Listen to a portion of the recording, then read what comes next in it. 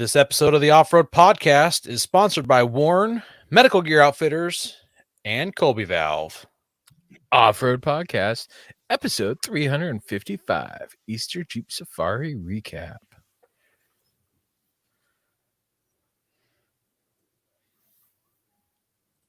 You're muted, Jeremy.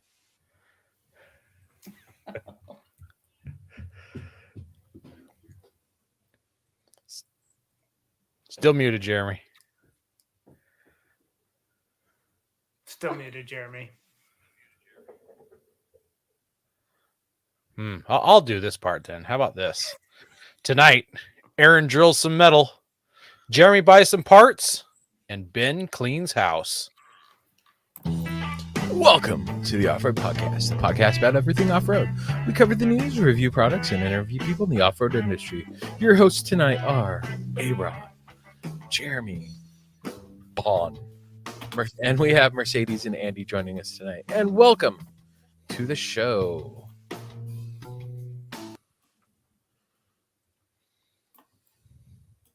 The Weekend Review is brought to you by Medical Gear Outfitters. What are you waiting for? Are you waiting to have a casualty on the trail? Check out medicalgearoutfitters.com to get straightened out. Medical Gear Outfitters has everything you need, whether you're going out for the day or traveling on a year-long expedition. Head over there to get off-road specific kits that meet all of your needs. And while you're there, make sure you use Off-Road Podcast for 10% off.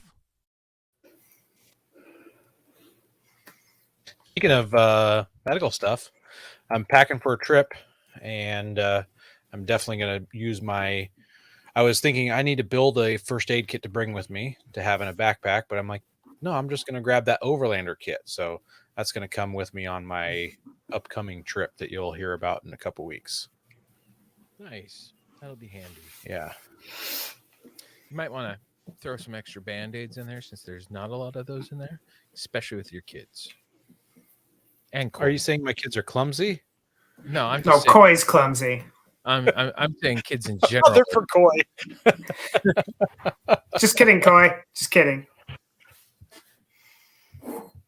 So, Aaron, what's new, man? Let's see here. I had some time on Friday, and I took my Toyota Avalon over to my buddy Christian's shop where I did my Nissan Titan swap, and I got to put in some good time on his equipment. So, bandsaw, drill press, cordless tools, socket sets. What about forklift? Did you use it to flip another car? Nope, I didn't have to flip any cars this time. But How I got. disappointing. I know. I probably got a third of the lift built. If you're a first-time listener, yes, I am listening. I am lifting a Toyota Avalon. I'm just trying to get these tires to fit that I bought, and there's no turning back. I'm doing it. I'm going to make them fit. They're going on.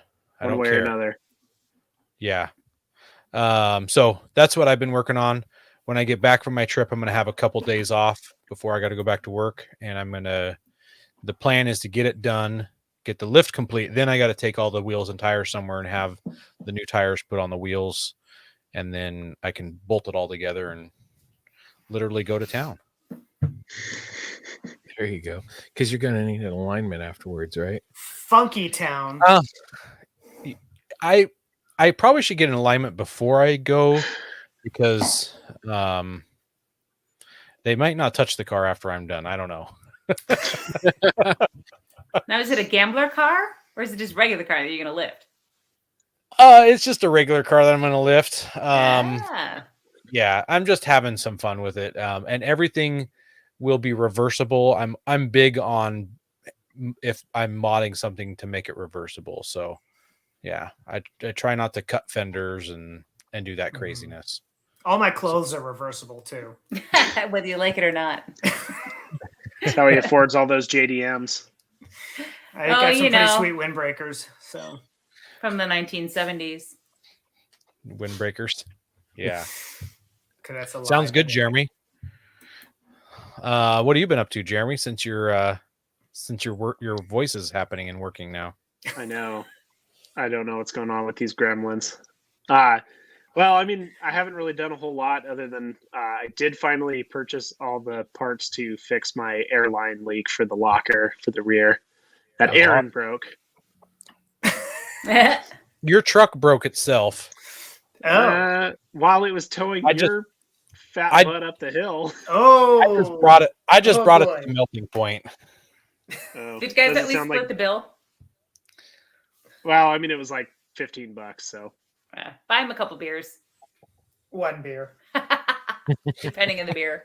A root beer for Aaron. Root beer. Root beer. Yeah. Well, that's good. You're finally getting the parts to fix that. Yeah. Just got to do it now, right? And are you rerouting it still? Or Yeah, that's the plan. Sounds like a good plan. How about you, Ben? What have you been up to? I've not done anything at all off road. I'm planning a trip with my dad to go scout out camping spots. I may actually head down to the Gifford Pinchot to check out a few different. Well, there's actually no snow there. We're doing a Father's. Well, I'll be there for part of not Father's Day, but before Father's Day. Because my kids are taking off Father's Day for Montana for summer camp. So I need to be home Saturday night. So I'm going to go like Thursday, Friday. And then Gifford might not be open. There was when my very first time exploring out there, the gate was closed and they didn't open it until July 4th weekend. So Wow. well, we were talking about going like down by the river where we were before. I got you. So not necessarily that high up. Okay, all right. So there's a couple that road's always open. So that's the 23 road. It's the 25 road that has the gate. So gotcha. Yeah, we're thinking possibly your spot, and maybe by the river just because of it's a little easier for everyone to get there. So It shouldn't be bad right now, though, right? no, it should be pretty good. We're gonna go scout it out on the 3rd. Outside of that, I've just been cleaning the house with all my spare time. I'm catching up on all that honeydew list. I ordered a rollback dumpster, and I'm literally going to I'm going to pull everything out of the garage. What doesn't go back in the garage, doesn't have a spot, is going in the dumpster, along with the shed and the backyard and the front yard. So that'll be fun, and we'll see how well I can purge, and then if I actually have room in my garage afterwards. Because the goal is we are going to build a shop that I'm going to have a recording studio in and a 3D printing spot, so it's not all crazy. Nice. Did you ink a record deal or? No, It's a HELOC loan. That's what he inked. no, I didn't. Exactly. We refinanced our home. And we just took out a little extra off of it because the rates were right. So we took out money, and we were going to do an addition to the house, but for our what was our $150,000 house, they wanted $200,000 to do a 25 by 25 addition. Oh, So that was nope, not happening that way. yeah, right. So that's just the build it world these yourself. days. yeah. So the pole barn style like Aaron's doing is what we're looking at, but a little smaller. And they have a deal. One of the places has a deal for a 2-car garage style. And it was like 40,000. So we might go that route. We'll see. It just depends.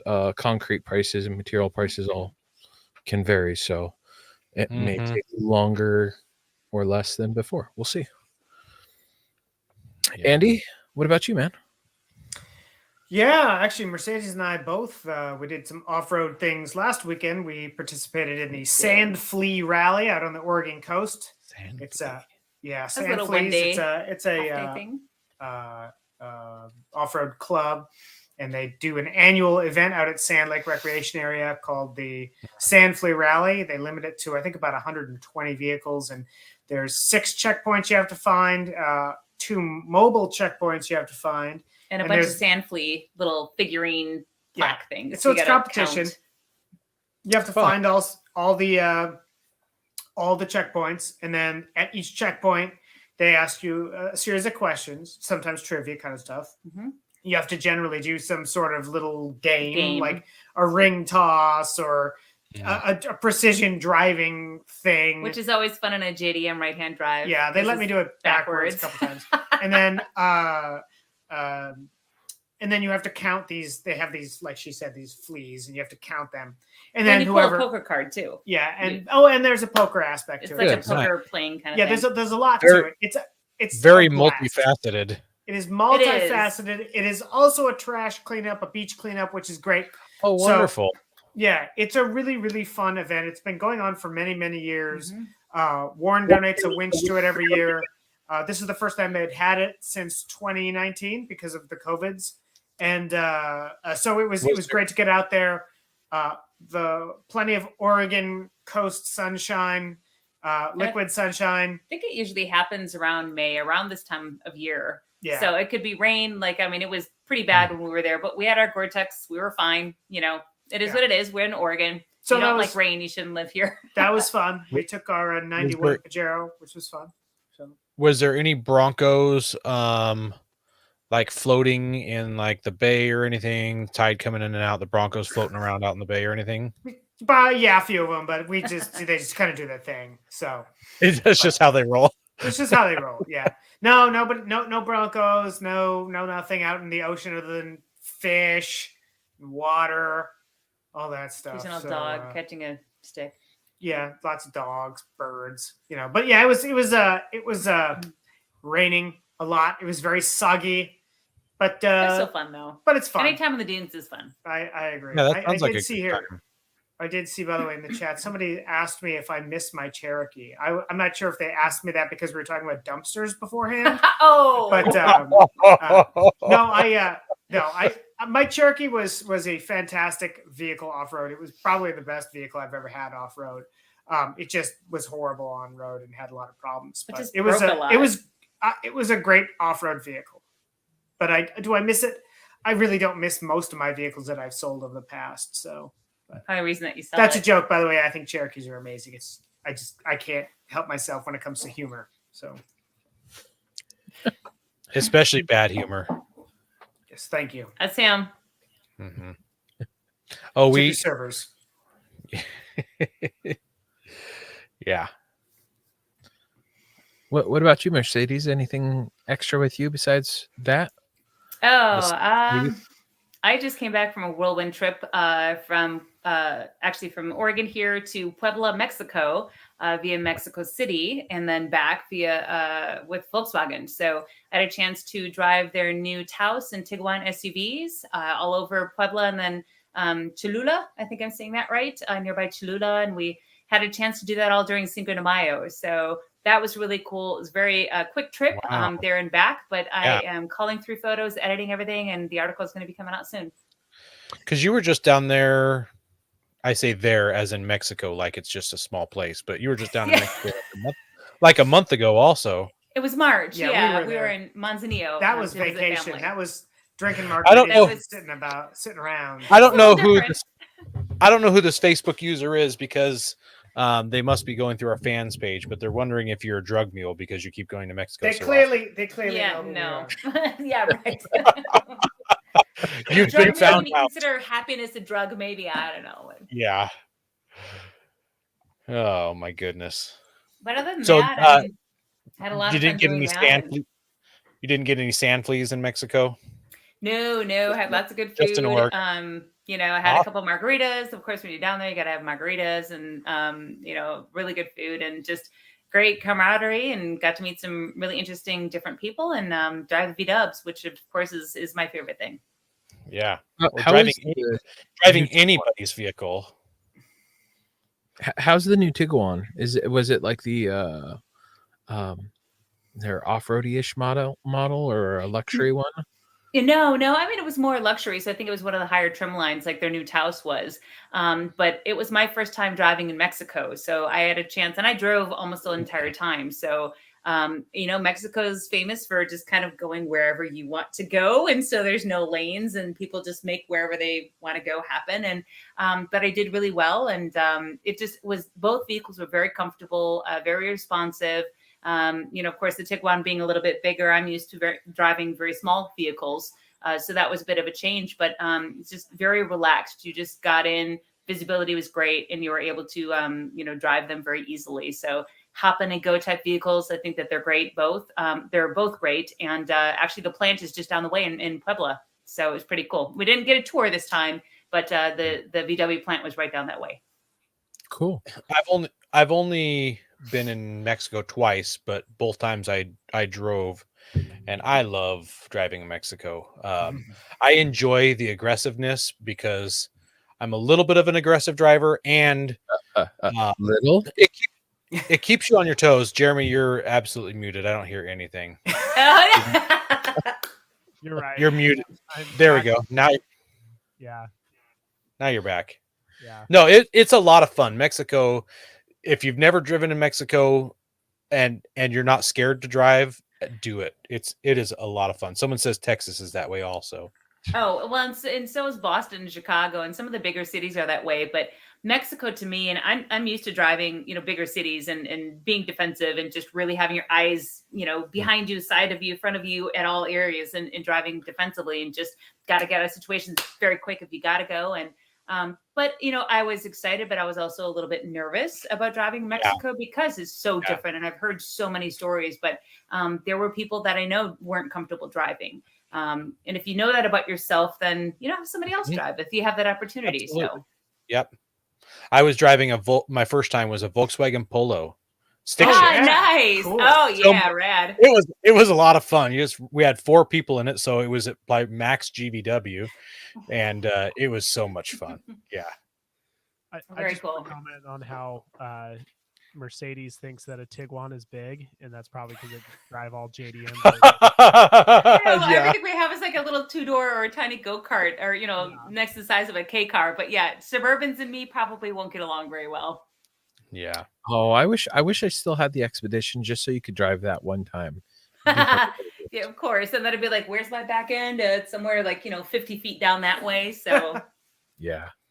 All right, meetup idea. Mercedes gets to drive Aaron's truck. 'Cause I think Do a it's probably burnout. yeah, baby, let's go. Yeah, absolutely. on a trail. A really tight. We'll use up the last of my tires. Big There we burnout. go. I'll do a burnout on the gravel. So That'll one work. burnout? Challenge accepted. Well, it'd Yeah. only be like one burnout with what he's got left on those. We also want to thank our sponsor, Patriot Patch. Head over to patriotpatch.co and check out their selection of great patches, shirts, cleaning mats, signs, and stickers. You can also join the Patch of the Month Club for $15 and receive a patch, matching sticker, and artist proof each month. Yeah, so this month, we've already shared this one several times. The Never Forget the Price of Peace. Just today in my inbox is the June patch of the month. June always is like a 4th of July one, so they do like a fireworks one for June. So this is looks like a Danger Ranger. I can't tell for sure, but I think that's a Ford frickin' Ranger right there. Ford frickin' Ranger.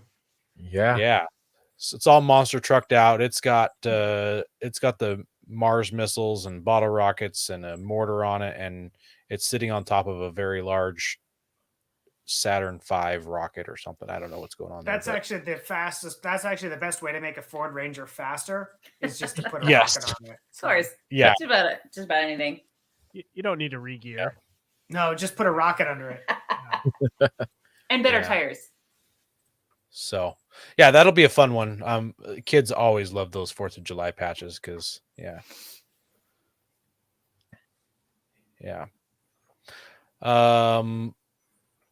Should we talk about our Patriot patch, or should we save it till we get closer to production? Screw it. Let's do it. All Full right. send. Full send. Here is for the people watching. So this would be a good reason to watch our show, as you can see the picture of our upcoming patch. So this is still going to be edited some, but here is a picture of our lumen locker rocker switch patch, and it's going to be a little bit bigger than an actual rocker switch. You stick it to your headliner, and anytime you want to turn your lumen lockers on, you just hit this button, and you will engage your lumen lockers. Away she goes. And that's Yeah. what we have to make. I will have to get one of those. Yeah, Yes. that's Everybody's the gonna want one. inspiration for that is our lockerless co-host. Vote for me. Vote for me. All the lumens.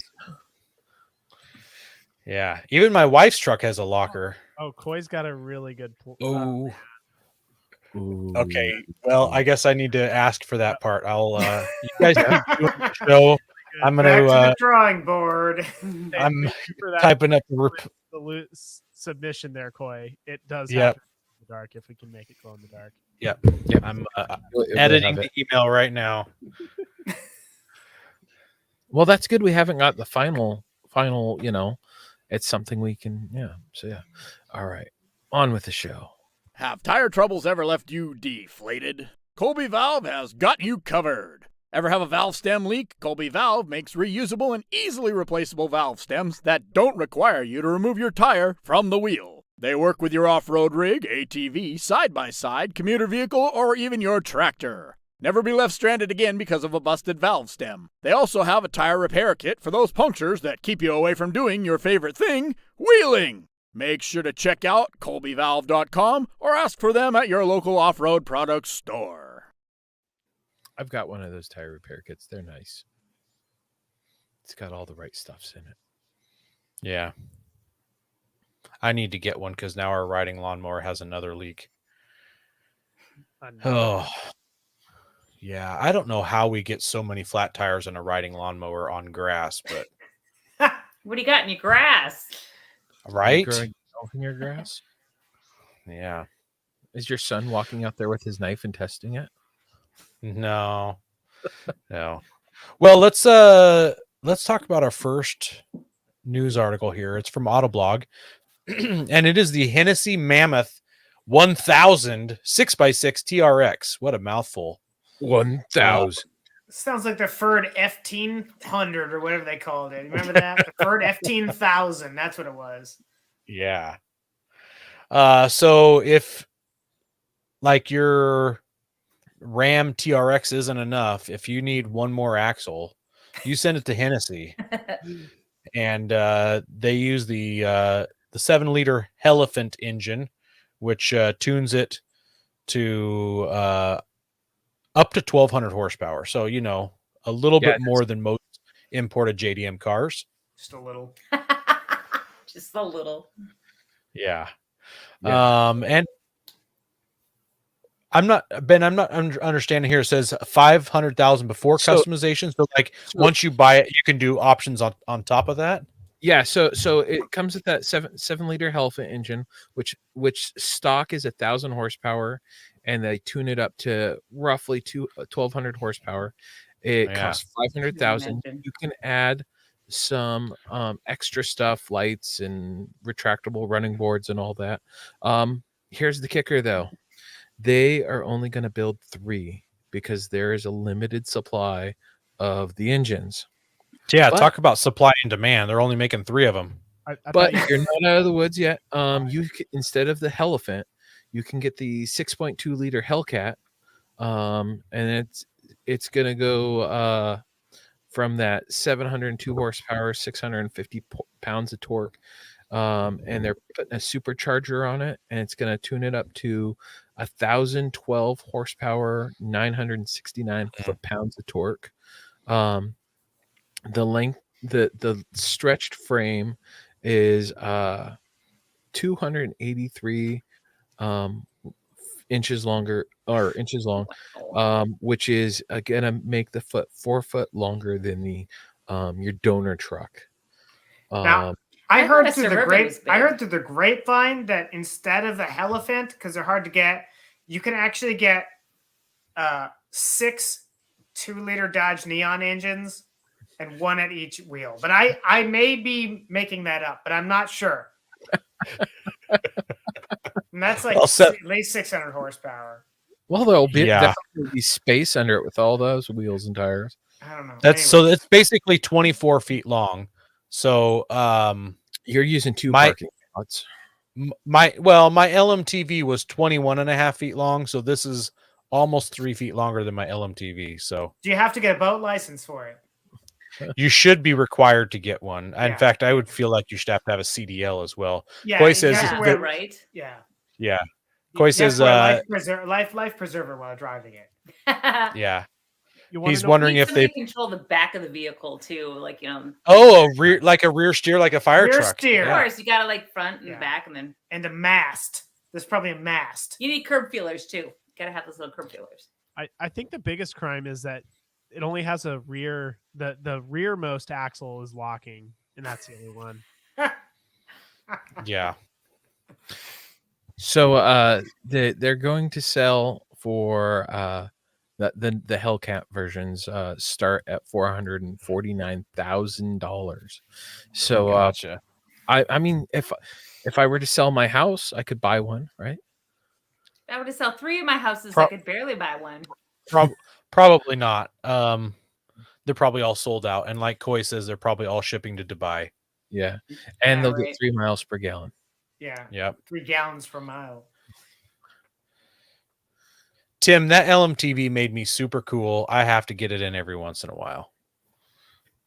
I'll vouch for that. I got to ride in it. It was really cool.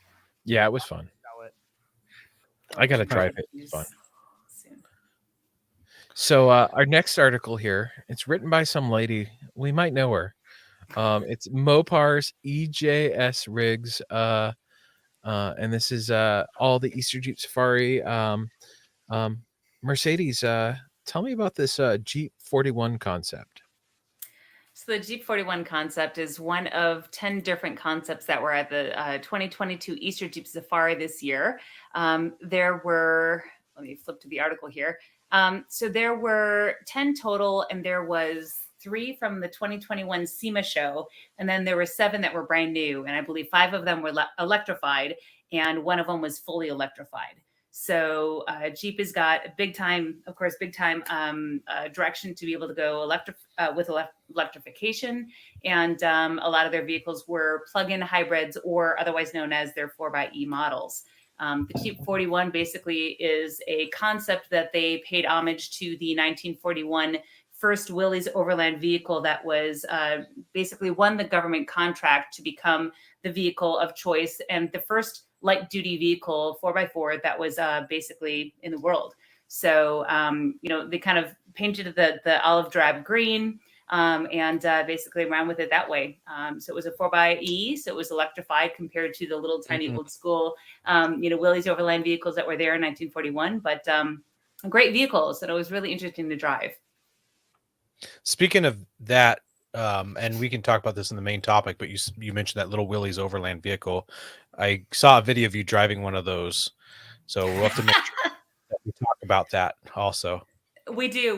Yeah, I can talk about that. That was a 1948 CJ2A, and that was from a friend of mine and a professional colleague, Mike Hallmark from Hellwig. He's the marketing head from Hellwig Products.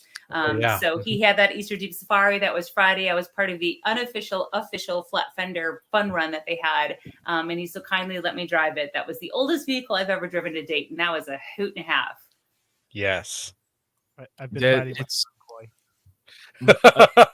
Mike's good people. I like Yeah, him. He's good he's a great people. guy. Yeah, he's a great Good guy. people.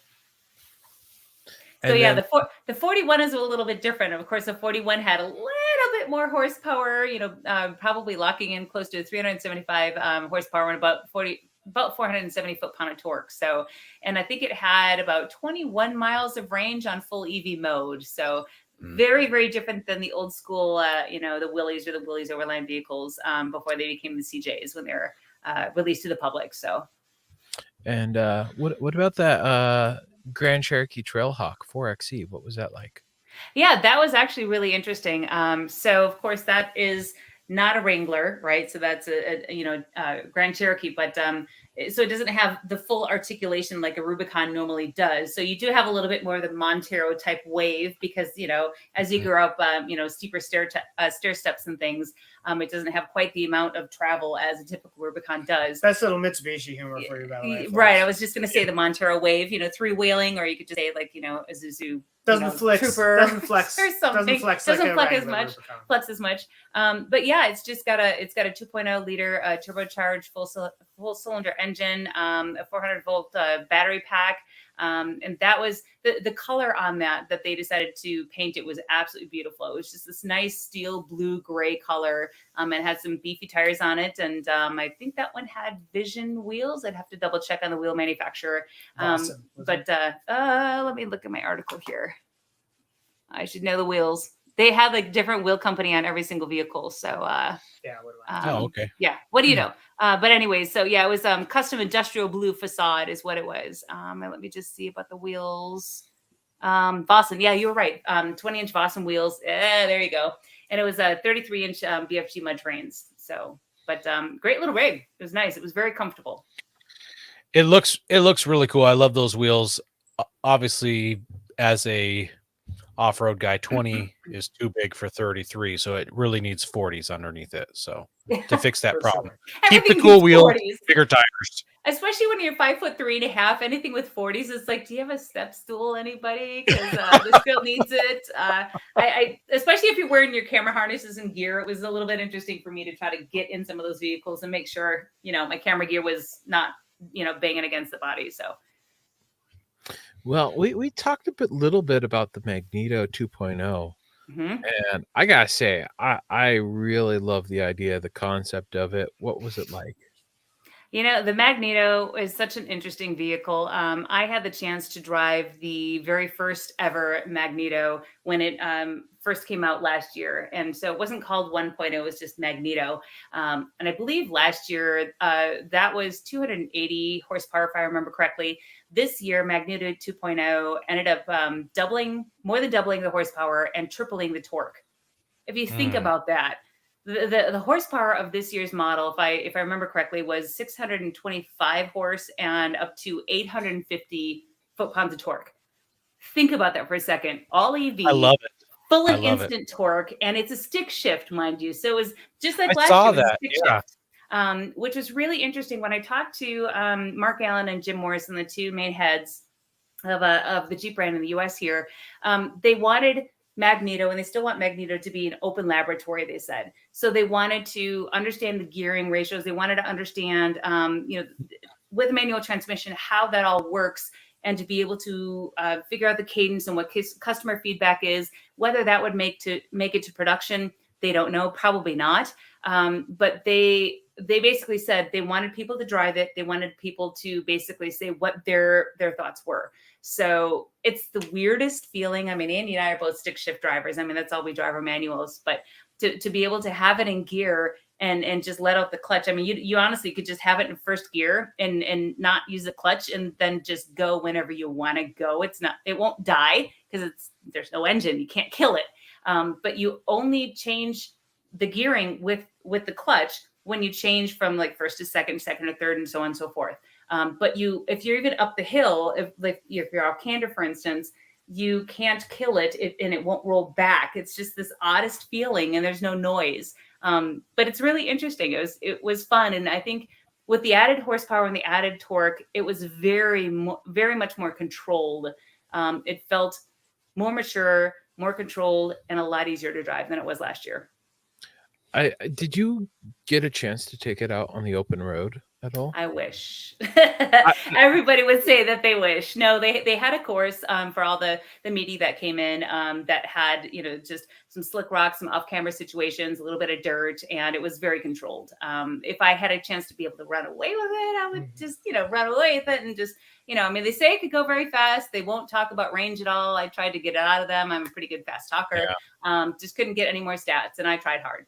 So I'm just curious, like how useful the manual transmission would be for on-road purposes.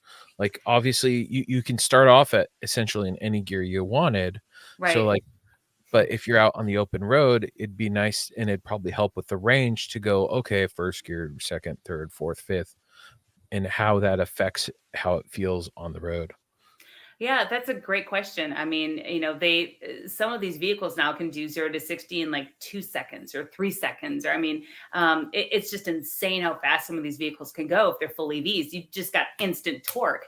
How would it be if you roll your own gears through all those gates and be able to get up to 60 miles or more? I don't know. I'd love to have that opportunity. I've never had a chance to do a full EV on the road other than the ID4 that I did with Rebel Rally. And that, of course, is a completely different beast, an all-wheel drive full EV, but I've had that up to 80 miles an hour. But again, that was an automatic, so it's not, a stick shift. So yeah, someday. I heard that with one of the articles that I read, that the regenerative braking was actually really effective for keeping the battery up. Did you notice how useful it was? With which vehicle, Magneto or ID4? Magneto. We never had a chance to really get that far. It was a pretty short course that all the media were able to do, and they had lots of different media to drive through in 2 different waves. So they had a power station there to be able to charge up the vehicles, and they needed to make sure to not let any one person drive longer because they wanted to make sure to have enough drive or enough range for everybody to drive through it. So I can't really speak about regenerative braking or range retention or any of those types of things, unfortunately. Oh, well. Darn. I know. I'd love to. I already suggested them. I said, hey, if you want to do a full EV for Rebel Rally, I'd take it. And they were kind of like, yeah. They're like, you know what? Yes, I would. Challenge accepted. But yeah, no go, at least for now. It probably doesn't have the range is what they're probably worried about. I don't know. Concept. Concept, right? Exactly. And sure, it's a concept, of course. Yeah, that's true. Right, right. I mean, it's one of those things. It's kind of like Andy and me when we took our Pajero Mitsubishi right-hand drive diesel at 1991 all the way up to the Arctic, right? I mean, at least that was a production vehicle, but it wasn't sold in the States here, so we had to bring a whole entire huge tote full of parts and spare everything because if something went wrong, it's not like you go down your, local hardware store or your local, car parts store and buy stuff to fix it. You can't go to AutoZone and fix it? Darn. Yeah. Yes. What engine does it have? What's the part number, please? Yeah, I need the part. I need the engine. It's just wiper blades. I need the engine. I saw Elon Musk is going to be buying AutoZone and he's going to be fixing that soon, so we should be good.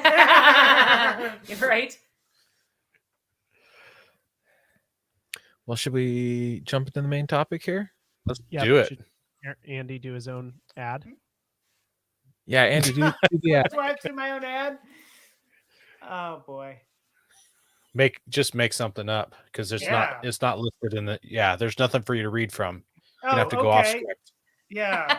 Since 1948, Warren Industries has been making products that off-roaders trust. Whether you're crossing a continent or going out for the weekend, Warren Industries products will help you go prepared for any situation. You heard it here, folks. That was good. Main topic. That's a good one. I like it. Thank you. I appreciate He may have that. worked there for a little while. What's this job pay? You get the same that we do. I'm in. We'll cut you in. Cool. Well, as you heard before the main topic and at the beginning of the show, we're going to talk about the 56th annual Moab Easter Jeep Safari. So, Mercedes splitter come unsplit. No, the power cord we're just trying not to kill the laptop. Oh. Yeah. Plug the laptop there you in. go. Yeah. High Not tech. doing any dances. High tech. Not doing any dances. Yeah, this isn't the new TikTok craze. Robert says your Warren ad gave him shivers, by the way. Yes. You get it? Yeah. Good. I'm glad to hear that. Yeah. Yeah. Shivers. I have that effect on people, but yeah, it's usually not in a good way. So. No. This must be Andy from the Horsepower Hour. He said he's going to hook us up with the Pinatrol oil sponsorship. So he's got some great sponsors over on the Horsepower Hour. Yeah. I'm still waiting for the Ninja plumbing one he had. Yes. When I was on the horsepower hour, he had this amazing faux sponsorship for. I wish I could remember the name of it, Andy. You're gonna have to type it in the comments. The plumbing one. It was hilarious. Ninjas and plumbing. Yeah, they did another one called Real Wheels, where they're knockoffs of knockoffs. Yeah. Is this Well, because two lefts make a right or something like that? I'm not sure. They just get some great sponsors over there. They do. Oh, the best. Incognito. Incognito Ninja Plumbing. That's right. Incognito. That was amazing. Yeah. So let's kick it off from the top. So you guys, did you bring any rigs to the show? And if you did, what'd you bring? I drove company rigs this year. Before we so last year we took our 92 Mitsubishi Pajero. And the reason we did that is because I asked what trails were we doing, and they gave me the list of trails. I thought, well, we can do those. Those aren't too hard. And then this year I asked, what trails are we doing? Thinking we'll just drive the Pajero again. And then I was like, yeah, we're not doing those in the Pajero. Nope. So I drove down a company rig, 2019 Jeep Wrangler JL Rubicon. That sucker is lifted on a FabTech Motorsports lift, 37-inch BFGs.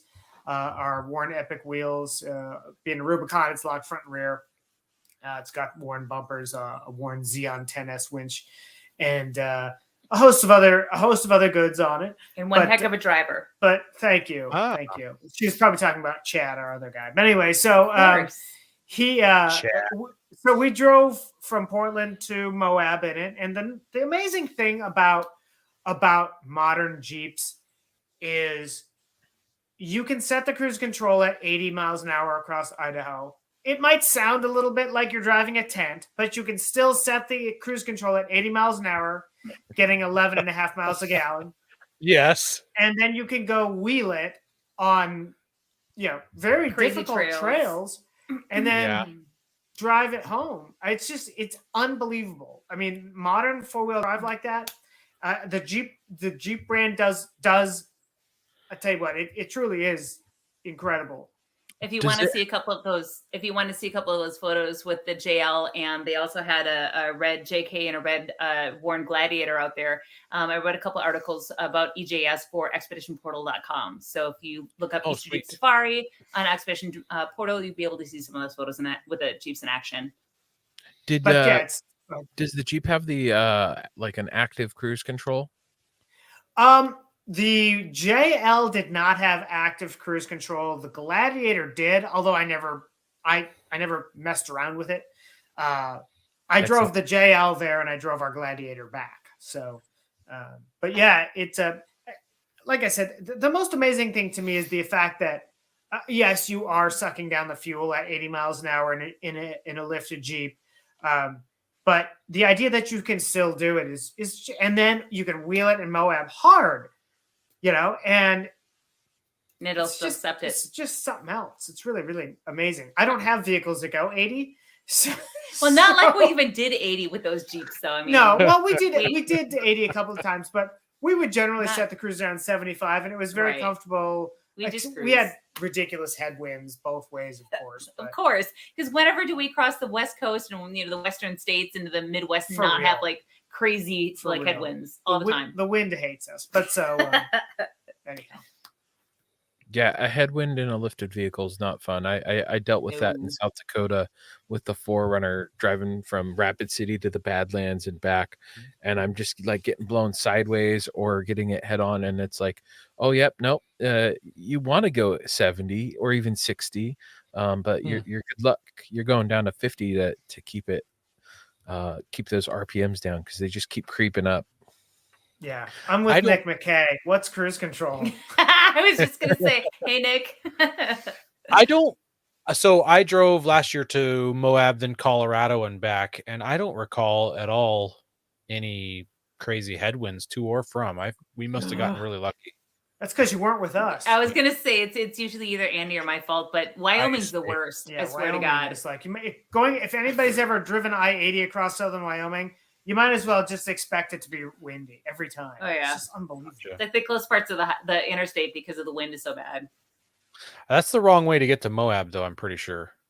That direction through Wyoming. Yeah, yes. that's not the I'm way just you talking go about the Moab. other. I mean, we go Yeah. many different ways, but yeah, Wyoming's typically the worst. Wow. Dakota Todd says his last Ram ate a fender liner during an 80 mile an hour, doing 80 across Idaho with a nasty headwind. Yeesh. Ouch. Yeah. Wow. No fun. No. Sucked it right out. Yeah. Okay, I'm going to ask this next question because I've got a jab included in it here too. So, what is your favorite rig from Stellantis this year? And my jab is that I hate the name Stellantis. I think Stellantis is just a goofy name. So, but that's me. That's the opinions, not the opinions of the Off-Road Podcast or Andy or Mercedes.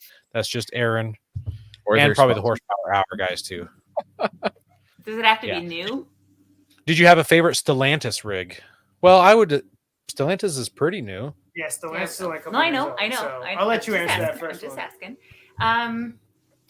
For me, as far as the maturity and the refinement of it and the progressiveness, I'd have to say Magneto 2.0. I don't know if the first Magneto is still in existence. I assume that it is.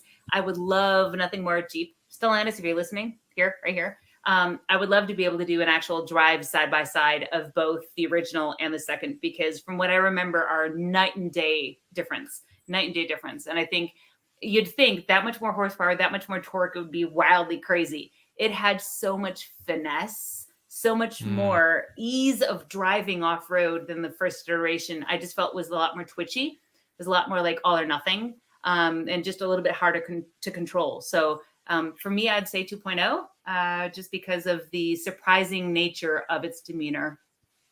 Yeah, for me, I'd have to say the Dodge Journey. So. No, I'm just kidding. So for me, if it was me, my favorite would be. It's basically a van, so I understand why you like it. Yeah, this is true. Yeah, I honestly, I would say full honesty. Like if I had to buy a Stellantis vehicle, it would be a 2-door JL Rubicon. What color? And it would probably be a 2019 that came in that teal color, because that's kind of Teal. I got a Teal. soft spot for the Yeah, teal teal color. tier too. But I think that was only a 2019 color. But the 2-door teal 6-speed Rubicon with the Pentastar would be my Stellantis vehicle of choice. Let's make it happen. Let's make it happen. I'm going to start a petition at change.org for Andy. Heck to get yeah. one. And then a GoFundMe. Andy, Yes. we could probably get that color code, and you could paint a vehicle. We could wrapper line a vehicle or parts in that teal. Probably, I'm sure Probably you could. Vinyl Sure wrap you it. could. Vinyl wrap it even, yeah. Maybe. Stranger things have happened. I can't think of any from the last 30 seconds, but yeah. So this kills me to ask, but what was your favorite rig that wasn't brought by Jeep? Oh, that wasn't brought by Jeep. Yeah, so it could still be a Jeep as long as Jeep didn't bring it. Loopholes. Jeep corporate? Loopholes. Go ahead. Well, you go first. You already had your I am something. I am a big fan of flat fenders, and you're stealing my story. I knew she was going to say that, which is why I took it. So she told me to go first. But anyway, so I love flat fender Jeeps. I think they're so cool. They are the epitome of Americana. They are battle tested, quite literally. They are just so cool. Kidney busters. And yeah, she got to drive them. I did not, but I don't know. There was a blue flat fender with yellow wheels. It was on the flat fender run. Charlie Simpich. And it's just so cool. It just oozes cool. They're just awesome. So yeah, that is what I drove. I literally drove. That is my hallmarks. Like that is so from Hellwig Products. But that is like, look how cool that is. Like it doesn't. I mean, it's just awesome. Like that's just so awesome. If you go to adventurerigs.com, I just wrote an article on the flat fender, unofficial Flat Fender Fun Run, which is a huge mouthful to say. But Charlie Simpich is the one that Andy just mentioned. It's dark blue and it's got bright yellow wheels. And then, of course, Mike Hallmark from Hellwigs is in there. And there's a bunch of other different flat fender rigs. They're just dynamite vehicles. You see them going down the street and you can't help but smile. Yeah. You can't help but think, at least for me, how many layers of patina and paint and stories of decades of information and memories that are stored in those things. And I just, for Adventure Rigs, one of the interviewees that I just happened across was this guy. He had a crazy yellow metal flake, really customized, very built one on the run. And I asked him who he was, and he said his name was Mr. Bogue, Kevin, I believe, Bogue, B-O-O-G. And he said that he nicknamed his Frankenstein. And I said, okay, well, what's the story in between it, or behind that Jeep? And it was a 1960, I believe, or 59, or at least that's what it says on the title for registration. And he found it in a caretaker. It was a caretaker of a cemetery's yard, and he found it via Craigslist. And it said they said it was completely pulled apart. Everything was essentially pulled apart in a million different pieces. And he said that he took about 50 pounds of mud out of the fender, the frame itself, the frame rails and all that type of stuff, and started fixing it up. And it took him over a year to be able to get it fixed up. And he said now he's been enjoying it. And he and his crew are doing a bunch of ice racing stuff. So he said some of his partners are doing CJ2As and 3Bs and stuff like that are LS swap that do 1,000 horsepower or more on ice races. I have to know more about this. That's insane. Wow. I just get goosebumps thinking about 1,000 horsepower in a CJ on the ice, likely with studded tires and rooster tails of ice crystals. And you know how small those things are. Man, so I can hear it. I think for me, even though I drove Mike Hallmark's CJ2A, I think some of the other vehicles too were just insane. I mean, I love talking to every flat fender owner, and I wish I could just sit there and interview all of them. I think there were over 50 of them on that run, the unofficial run that year. And, I talked to just about 2 or 3 of them, and they each had really interesting stories, and they want to learn the history of the vehicle. That's what's so cool. And they can carry it forward to the next generation, which is even cooler. Yeah. Awesome. That is. So you talked about a lot of what you've driven. Where did you drive and what trails did you guys run? So there's a little bit of an inside joke here. So the trails that I was on we scouted on Metal Masher one day. Then we did Cliffhanger. We did you don't even know because you know all that. No, I'm just trying to remember. We scouted Metal Masher. King Creek. You did King Creek. Oh, thank you. That's right. So scouted Cliffhanger one day. Then official Warren runs. We did Cliffhanger, Cane Creek, which is one of my favorites. And then we actually ran Metal Masher. And then Mercedes was on Metal Masher 13 other times. I don't know what it was this She year. almost had to get a permanent residency there. I think I've probably been on more Metal Masher runs in one consecutive year than anybody else. What was it, 6 times? No, it was 4 times. 4 times. Well, 3.5. 3.5. So we scouted Metal Masher. So I was on that run, the pre-scout, with Warren. And then what did I do? Oh, I was the Concepts in Jeep on Monday. Then Tuesday it was Cliffhanger. Wednesday, I think, and Thursday were both Metal Masher. And then Friday was part of Metal Masher going off, which it's like, oh, Metal Masher, yes. No, but yes, okay. And we're leaving town. I'm like, hey, do you want to do Metal Masher one more time? And Metal Masher was where I just was silly. I wasn't watching where I was going last year, and I just about shredded my left calf in half. And so part of the really gnarly obstacle up at the top was, basically claimed my calf. So now it's kind of a little bit of a funny story between a couple of friends of myself saying, oh, it's Mercedes calf. And apparently there's a lady that crushed her thumb too, or lost part of her thumb. And that's the same area. And it's Mercedes calf and Melissa's thumb or something. So I got to see it 4 times. Pretty good.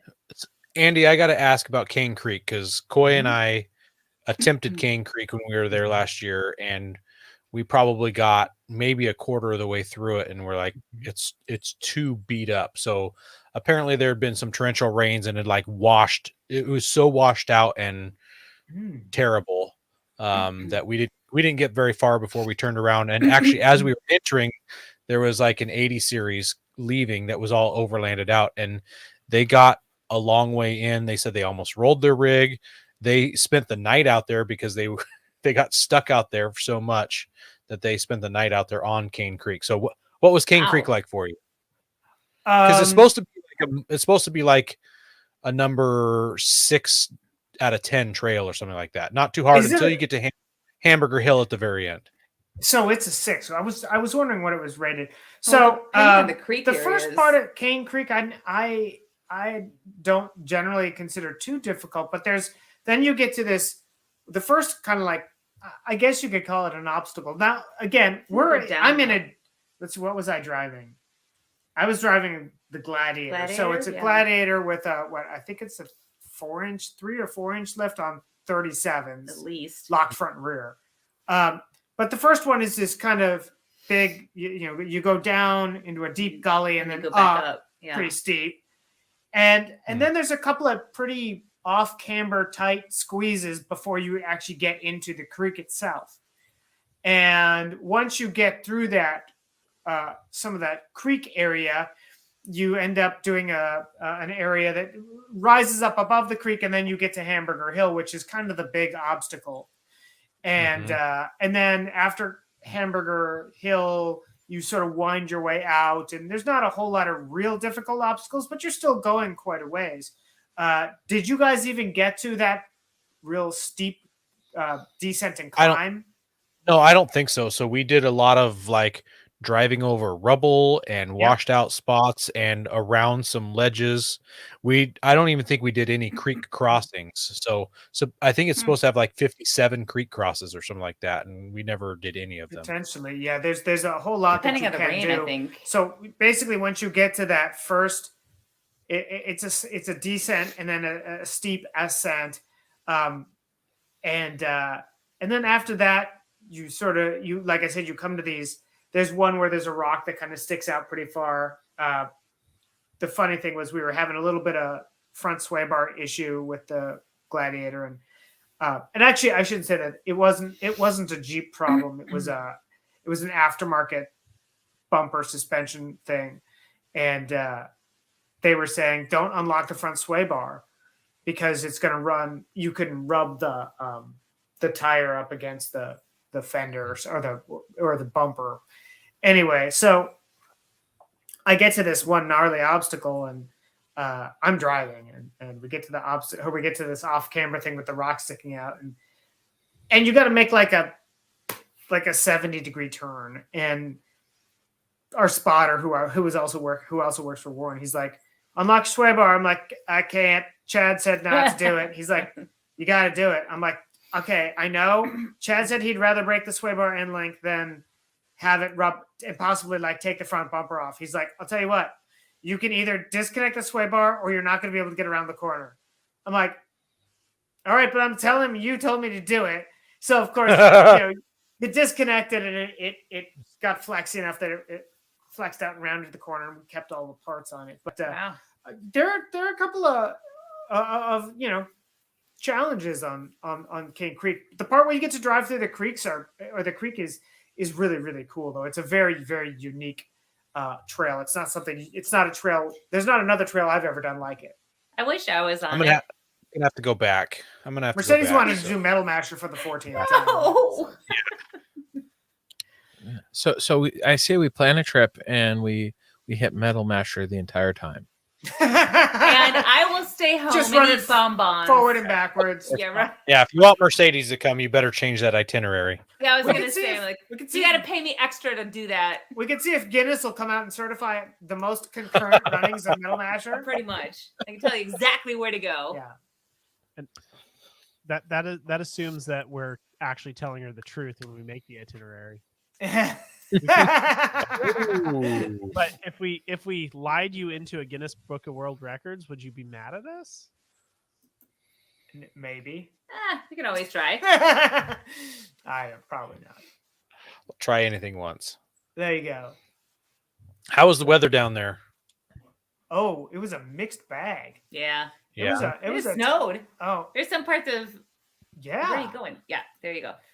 It was go ahead. yeah. What morning was it? Was it the north end that That was had the a morning couple we inches went of to really do. fluffy snow? Well, it was the morning we went to do Metal Metal Masher. Masher. Dead serious. The south end of town got like 2 to 3 inches of snow, maybe even more than that. The north end of town didn't get anything, but it was cold and miserable. The day before that was beautiful.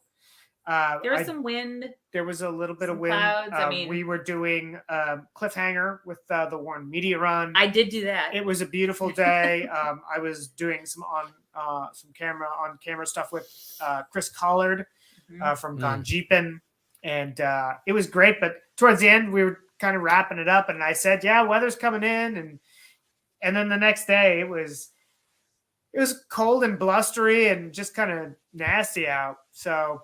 But I mean, for us though, I think we pack the same stuff no matter if we're in the in the mountains, in the desert, wherever it is. I mean, we always have our slicker, we've always got our puffy, we've always got our layers. We almost pack the exact same stuff no matter what temperature it is or what type of weather, because it all works. And so I think we've honed it after a dozen years or something that it just works for us. Yeah, and Jeep Safari is one of those events where you really do need to pack a little of everything, because you never know what the weather's going to do, and it'll change on a dime. I literally had long underwear, Carhartts, and a down jacket, as well as board shorts and flip-flops with me. I had a little bit of everything. I wore that all too. Yeah. Wednesday for me, I did a photo shoot for a client and video stuff, and so I was just pretty much on set in one main area, and it got pretty toasty, so I didn't complain. Yeah. Well, tell us about the CJ2A. Which one? So if you're talking about Mike Hallmark's, so let me bring up the article, because that has got a bunch of the statistics of stuff that he did on it. I wouldn't be able to tell you right off the top of my head exactly which one. And that's not the right one, is it? Hang on, that's not the right one. Hang on. So it is a 1948 CJ2A. Give me a second, guys. It's 2 seconds. Here we go. Right article. I'm trying to look up the all the different upgrades that he has, because he's done a bunch of work to it. He's had it for a bunch of years. He actually bought it from a longtime friend that he used to play soccer with, and then all of a sudden they reconnected, and it was kind of a vehicle bundle deal. So he bought a couple of different vehicles off of her, and then it was sitting for about 10 or 15 years before he started the Resurrection. He partnered with a couple of different companies. Here's the build list. So he replaced, so it's nicknamed Willis. So it's, of course, a Willys Jeep. Like what you talking about, Willis? Yeah, what you talking about, Willis? And if you knew Mike, that's, you know, what you talking about, Coleman. Yeah. So he replaced the water pump, the distributor, fuel cap or fuel pump, carburetor, brakes, brake wheels, cylinders, and gaskets. They rewired everything with the help of Painless Performance. They added front and rear power tracks, Lock-Right lockers, and he ended up putting Firestone knobby 650 with 16-inch tires, which I don't know much about. Flat fender, really skinny knobby tires. I don't know much about those specs at all. But he said they hook up well on the slick rock and they keep the OJ look of the vehicle, or the OG look of the vehicle, which I thought was pretty hilarious. I love those tires. They are so rad. I think they're fun. They actually were really grippy, but I don't know anything about something that skinny, like a bicycle wheel type of a tire. But they work really well. Yep. And no, that's all right. So he also added Icon Icon Vehicle Dynamics. They had 2.0 rebuildable shocks, which were joined with the stock springs that he had.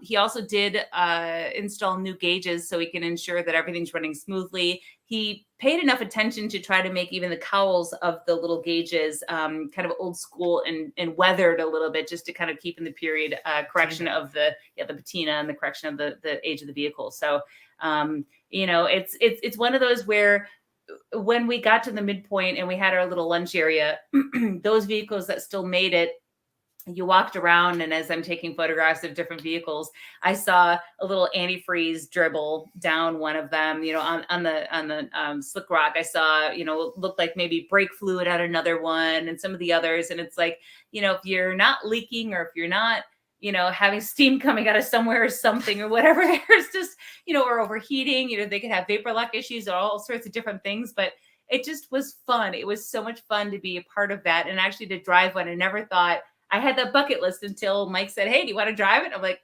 "Sure." But it was quite a hoot. That hat totally makes this video too, by the way. And It really does. It really Shout does. out to my mom who gave me I was that going to hat. say, just I shout gave out it to her Peggy face. and Andy's mom, because she had it. She gave it to Andy, and then Andy, she's like, "Hey, we switched hats, and he has mine, and then I have his, and it packs down perfectly." It's from Ex Officio, which it's like nice. UV rated, and it's all that kind of good stuff. It's a good technical hat, but yeah, I just happened to wear it. It was windy enough that day, and here's the Goody Bird Rock. Goody Bird Rot. Yes. Yeah. What trail is that? Yeah. Shut up. That's It's Metal Metal Masher. It's metal Masher. So yeah, it was pretty cool. It was one of those unexpected things that I had the chance to do. I'm like, well, why not? I don't know what the hell I'm doing, but let's try it. So Send it. I love how giant the steering wheels are on those too. Oh, and it was surprisingly like a bus. nimble. I'm driving it. It's like, oh yeah, this is so much fun. But what was interesting is like, yeah, I got to still dial in the brakes a bit. And so we went on the flat area, right? So it was nice and flat and wide and everything. And first gear starts where a normal person's second starts, right? So you're like first, second, and then third. And so I never got into third, but we were in low range.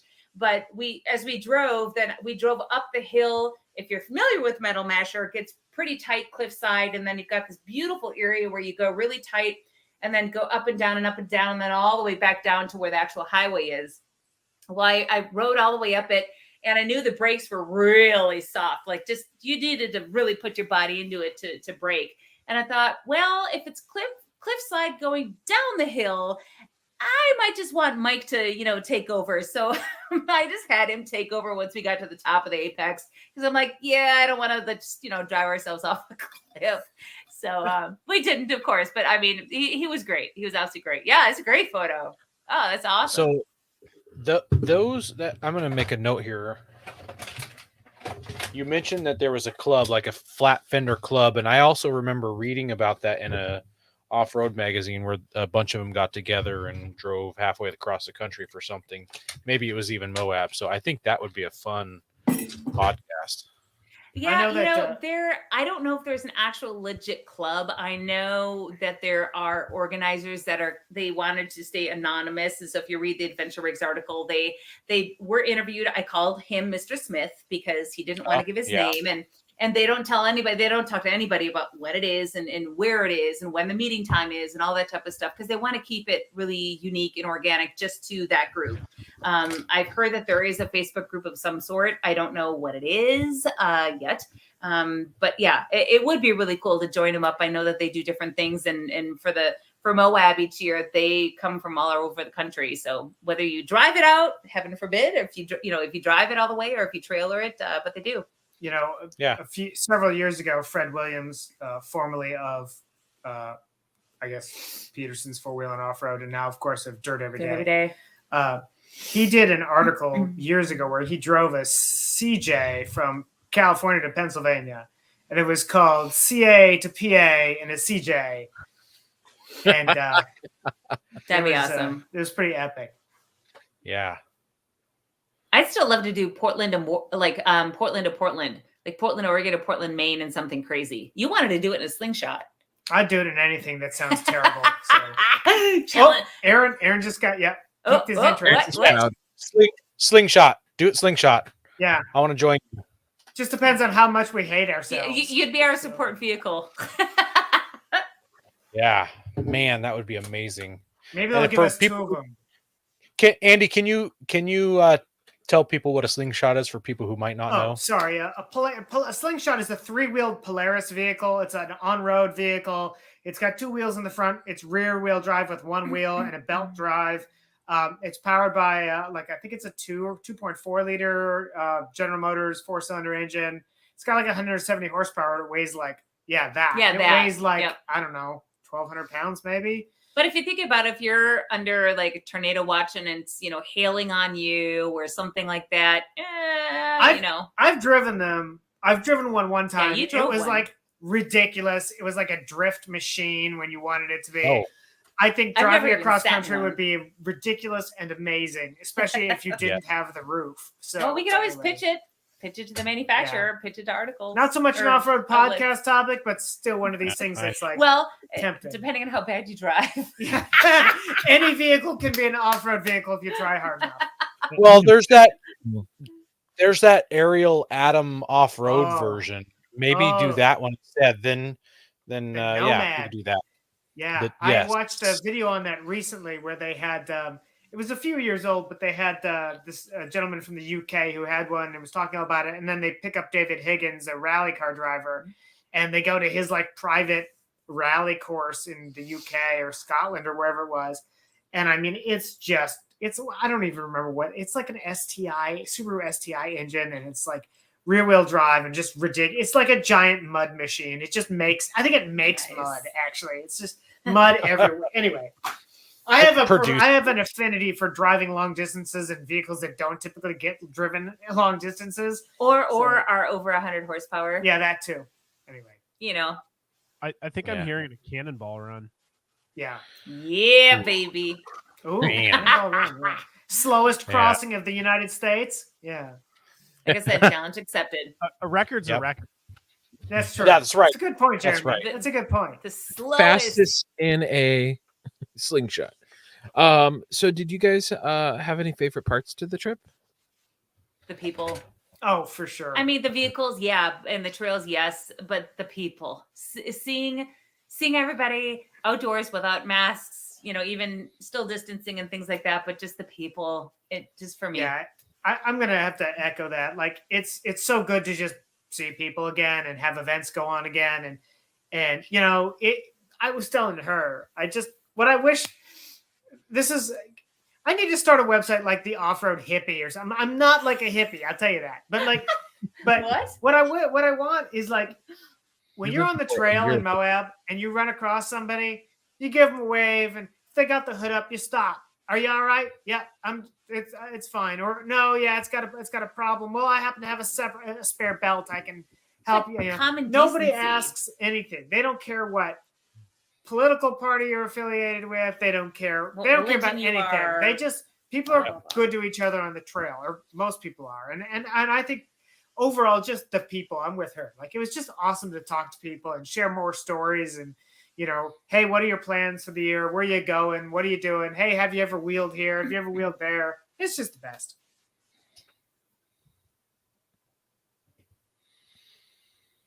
How about, did you guys see anything really cool products that stand out? I know it's not like a SEMA show, but did anybody have any neat anything?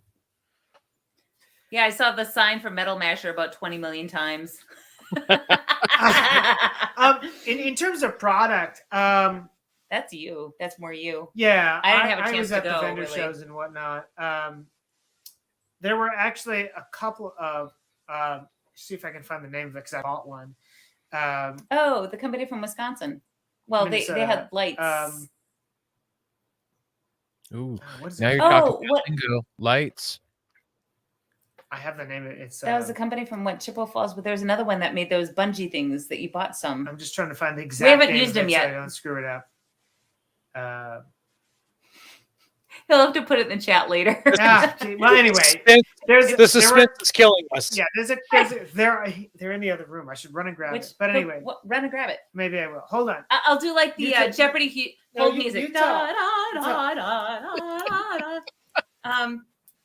All right. As Andy runs and does a organic product placement here, really organically, if you can find it in our gear room. For me, I was always on Metal Masher, so didn't make it to any vendor shows. Here he goes. Okay, I got it. Did you see? So this is a product that I actually bought. It's called Strap Flap. It is like this ingenious idea, and basically, watch yourself. Yeah. So basically, what it is when you've got the ends of your straps, you can put these things over the edge, flip it over, and they don't flap. The ends of the straps, like if you're strapped down your UTV or your Jeep or whatever, or even smaller straps, they don't flap around. The guy, they're from Minnesota. They're made in the USA, made in Minnesota at their house. And it's this metal piece here and a bungee on the back, and you clamp it on, and you can just, it's a great idea. The guy had this fantastic idea where he was transporting some sort of fermenter or something like that from Iowa to Minnesota in the winter, and the straps kept coming undone and all that stuff. And he took some baling wire and some bungee cords, and he made this cinch. I think he's an engineer, and he had stopped at a truck stop, and this trucker came over and was looking at it. And he goes, "Well, those are awesome. I got to buy a few of those." He's like, "Where'd you get them?" He says, "Well, I literally just made them." He's like, "Well, would you make me some?" And I guess the guy said, "Maybe," and so he. Did you say, "Yeah, you betcha"? Yeah, you betcha. Pretty much, yeah. Yeah, listen, I'm from Minnesota, but anyway, Minnesota. Anyway, thought that was a really great idea. Another one that I really liked that wasn't Jeep specific. I have one of these Adventure Tool Company tool rolls. It's waxed canvas. I love it. It works great. They had a new version that I almost bought, and I might buy it at Overland Expo. Is it you can get like even more of your tools in there, but it's a smaller profile. I thought, oh man, that was so cool. That was really cool. But yeah, there's lots of good stuff to see at the vendor shows. There was actually the usual vendor show again this year at the arena, and then there was another one at the former location of Dixie 4-Wheel Drive in Mullen. They should have a roaming one on Metal Masher. Yeah, vendor show. Vendor show on Metal Masher. Did I see that one of the Mopar Jeeps was like a catalog of all their parts, but they were all painted red? You got it. Yes. So that is Decoder. Decoder was a Gladiator. It was a diesel Gladiator, and every part that Mopar or JPP down the hill, I might just sells. Wow, Ben. That was not me. It was open. I was closing. Yeah, no worries. But yeah, everything that it was either JPP or Mopar catalog had a QR code on it, and then it had the part was painted bright red. So whether it was a worn winch or whether it was the bull bar or different interior accessories or the running, not running boards, but rock sliders that maybe I think they had over 35 different parts or pieces. So yeah, it was interesting, and they even had like the open what do they call them, the cage doors or the tube doors.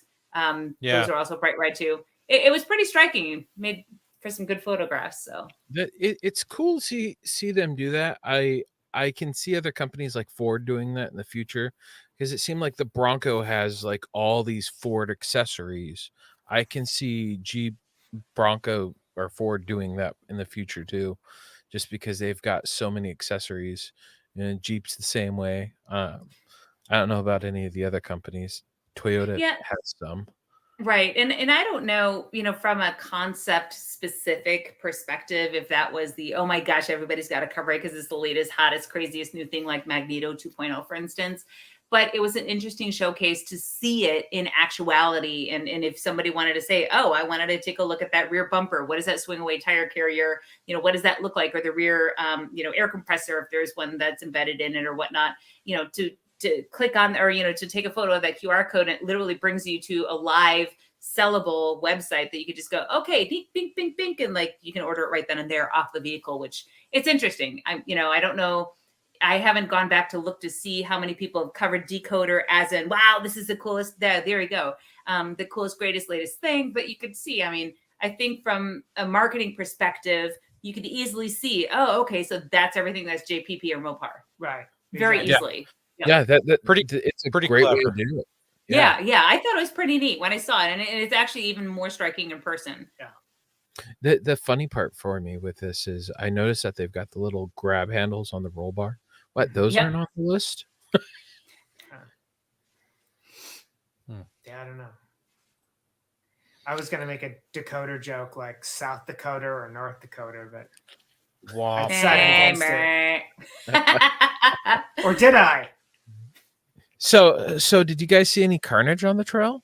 Or was it pretty mild? Oh, well, yeah, of course. Did we see carnage? Of course we saw carnage. It was Easter Jeep's Far. And where was it? Metal Masher. It was Metal Masher. Yeah. Actually, most of it was Metal Masher. Actually, both of the big carnages I saw were in Metal Masher. There was a friend of mine ours too. who tipped a Jeep over on its side. It Very was slowly. not big carnage, but it was a tip over anyway. And then there was another one on the big gnarly obstacle on Widowmaker. I'm sorry, on Metal Masher was called Widowmaker. God, that's right. And there was Forgot a about that gentleman one. with an LSX swapped Jeep JKU, and he broke a lot of everything. things. He broke his drive shafts, He was yokes, straight up transmission slamming housing, it hard to try to get up on and, it. And I guess rumor has it he was working on it till about midnight the next day, and he was out on the trails again. So that was no shortage of Jeep replacement parts at the auto parts stores in Moab during Jeep Safari. But well, he got towed I back. saw some videos on of Potato Salad Hill, which is always good for the carnage. I've yet to get there. We didn't make it to Potato Salad Hill this year. I've never witnessed it in person. I've always seen videos and heard the stories, but I've never made it out there. It is a thing. So, Your luckily, girlfriend- no carnage from any of our vehicles. So Right. Awesome. Well, any other stories or anything we need to hear before we wrap up? Oh, stories. Well, Well, we kept talking about full of like stories. everyone kept asking, "What do you think of the attendance this year? What do you think of attendance this year?" You know, it's always this barometer. You know, how is it? And I think fuel prices probably kept a lot of people away this year, and which is a shame, but it is what it is. I have two barometers for my the Andy Lilienthal Easter Jeep Safari barometer. Is a two-part thing. A, it's how easily can I jaywalk across Main Street? It was quite easy. And then the other more one is important how one easily is- can I get into a restaurant during dinner How long of a hours? wait is there? And there was never a wait. So Oh, wow. I think that it was down a little bit because of fuel prices, but it was a good event. Like I said, it was great to see people, and it's always great to be out on the trails. And I think the biggest thing is no matter how packed an event is or not, if you're on the trails, tread lightly, stay on the trails, pick up trash when you can, help everybody else out.